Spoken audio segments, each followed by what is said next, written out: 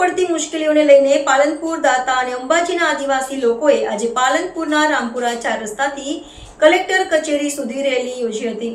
દાતા ધારાસભ્ય કાંતિ ખરાડીએ સૂત્રોચ્ચાર સાથે જાતિના દાખલામાં પડતી મુશ્કેલીઓને લઈને રેલીમાં જોડાયા હતા. જ્યારે કલેક્ટર કચેરીએ જાતિના દાખલામાં જે 1950ના પુરાવા જોઈએ છે તે રદ કરવાની માંગ કરી હતી. જોકે જાતિના દાખલા ન મળવાથી આદિવાસી સમાજના કેટલાય વિદ્યાર્થીઓ નોકરી મળી છે છતાં નોકરીથી વંચિત છે. એટલે કે સરકાર 9 ઓગસ્ટ પહેલાં જો તેમની માંગણી નહીં સ્વીકારે તો વિશ્વ આદિવાસી દિવસની ઉજવણી બનાસકાંઠામાં નહીં કરવામાં દઈએ તેવી ચીમકી ઉચ્ચારી છે. આદિવાસી વિદ્યાર્થીઓને નોકરી મળવા છતાં તેઓ નોકરીમાં જોડાઈ શકતા નથી, કારણ કે જાતિના દાખલા તંત્ર દ્વારા નથી મળી રહ્યા. અનેક સમયથી આ દાખલાઓ માટે રજૂઆત છે અને આ દાખલો ન મળવાને કારણે કેટલાય જે યુવાનો છે જે નોકરી મળવા છતાં નોકરીથી વંચિત છે, કારણ કે જેની પાસે જાતિનો દાખલો નથી તે લોકોને નોકરીમાં હાજર કરી શકાતા નથી. જોકે તંત્ર દ્વારા જાતિના દાખલા માટે 1950ના જાતિના પુરાવા માંગવામાં આવે છે, જે આદિવાસી લોકો પાસે હોતા નથી અને જેને લઈને દાખલાથી વંચિત રહે છે. ત્યારે અગાઉ પણ અનેકવાર સરકારને તંત્રને રજૂઆત કરી છે. જ્યારે આજે 700થી વધુ આદિવાસી લોકોએ પાલનપુર શહેરના માર્ગો પર રેલી અને સૂત્રોચ્ચાર સાથે કલેક્ટર કચેરીએ પહોંચ્યા હતા અને કલેક્ટર કચેરી ખાતે ધરણા કર્યા હતા અને આદિવાસી ભાષામાં સરકારને જગાડવાનો પ્રયત્ન કર્યો હતો. જોકે કલેક્ટરને આ દાખલામાં પડતી મુશ્કેલીઓ નિવારવા માટે રજૂઆત કરી છે અને 9 ઓગસ્ટ પહેલાં જો સમસ્યાનું સમાધાન નહીં થાય તો વિશ્વ આદિવાસી દિવસની ઉજવણી બનાસકાંઠામાં નહીં થવા દઈએ તેવી ધારાસભ્યએ ચીમકી ઉચ્ચારી છે. આજે અમે 1950ના પુરાવાના નામે એમને જે હેરાન પરેશાન કરવામાં આવે છે, આ સરકાર ક્યાંક ને ક્યાંક આદિવાસી સમાજના લોકોને હેરાન કઈ રીતે કરવા, પરેશાન કઈ રીતે કરવા એમ જ લાગી ગઈ હોય એવું અમને લાગી રહ્યું છે. હવે અમારે જે 1950ના પુરાવાના નામે જે હેરાનગતિ ઊભી થઈ છે એમાં ઘણી બધી તકલીફો એવી છે કે માન લો કે મારે જ દાખલો કાઢવો છે તો મારે મારા ભાઈઓની એલસી, મારા ભાઈઓના દાખલા, મારી ફઈઓની એલસી, મારા ફઈઓના દાખલા, મારા દાદા પરદાદાના દાખલા અને ન ભણેલા હોય તો અભણના દાખલા. હવે જોવા જઈએ તો ગુજરાત 1960માં ગુજરાતની સ્થાપના 1960માં થઈ હોય તો 1950ના પુરાવા અમારા જેવા ગરીબ લોકો જોડે ક્યાંથી શક્ય હોય? એટલે તમામ વસ્તુઓ લઈને આજે અમે રજૂઆત મૂકી છે. અમારે જોવાનું રહ્યું કે આવનારા સમયમાં નિરાકરણ લાવે છે કે કેમ. મને લાગે છે કે ક્યાંક ને ક્યાંક આવેદનપત્ર અમારું સ્વીકારી અને અભરાઈ પર ચડાવી દેશે તો પછી આવનારા સમયમાં 9 ઓગસ્ટે અમે હાઈવે પર ચક્કાજામ કરીશું એવી પણ અમારી તૈયારી છે.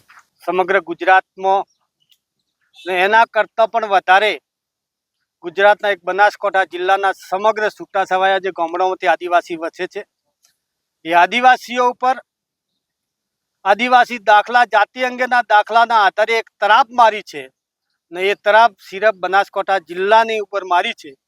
એટલે ના છૂટકે આદિવાસી ગામડાઓમાંથી છૂટાછવાયાના લોકો અહીંયા આજે કલેક્ટર ઓફિસ સુધી આવવું પડ્યું અને સરકાર 1950ના પુરાવા મોગે શેના આધારે મોગે છે? 1948ની અંદર જાતિ આધારિત સર્વે થયેલું હતું.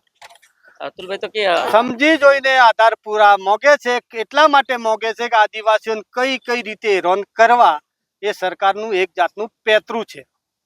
સરકારને આજે અમે કલેક્ટર મારફતે વિનંતી કરી છે કે રૂટિંગ અમારા કાયમી માટે જે આદિજાતિના જે દાખલાઓ જાતિના મળતા હતા એ દાખલા કાયમી માટે ચાલુ રાખે અને ચાલુ નહીં રાખશો તો ફરીથી આવતીકાલે અથવા તો એના પછી અમારે શું પગલું ભરવું, અમે ઉગ્ર આંદોલન કરવું તો કરશું, લડવાના મૂડમાં છીએ. એટલે સરકારને વિનંતી કરી છે કે અમારે ફરીથી આવવું ના પડે, લડવું ના પડે. અમારા રૂટિંગ દાખલા હતા એ દાખલા ચાલુ રાખે. કે તાજેતરની અંદર તમે અમીરગઢ તાલુકામાં જાઓ, મામલતદાર કચેરી ઢગલા પડ્યા છે દાખલાઓ વગર.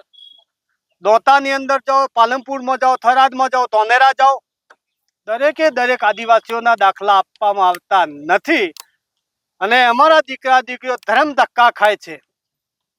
ના છૂટકે આ દાખલાઓ ચાલુ કરાવવા માટે કલેક્ટર સુધી આવ્યા છીએ અને કલેક્ટર મારફતે જો સરકાર નહીં જાગશે તો ભવિષ્યમાં એનું પરિણામ ખરાબ આવશે.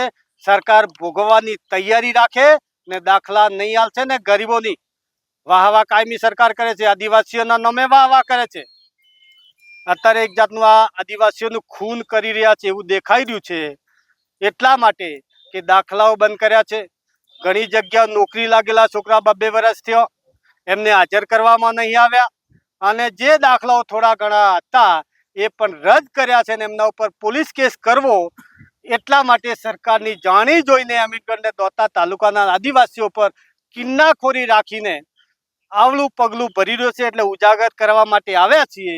પણ અમે આ આશા અને અપેક્ષા એટલા માટે રાખી છે કે બીજી વખતે સરકાર અમને અહીંયા સુધી ના આવવા દે. અપેક્ષા તો એ રાખીએ છીએ કે આજથી જ ગામડાની અંદર મામલાદાર બધા જ વહીવટી અધિકારીઓને કહી દે કે ભાઈ દાખલા આપવાનું ચાલુ કરો ને કે ભવિષ્યમાં ભોગવવાનું સરકાર તૈયારી રાખે.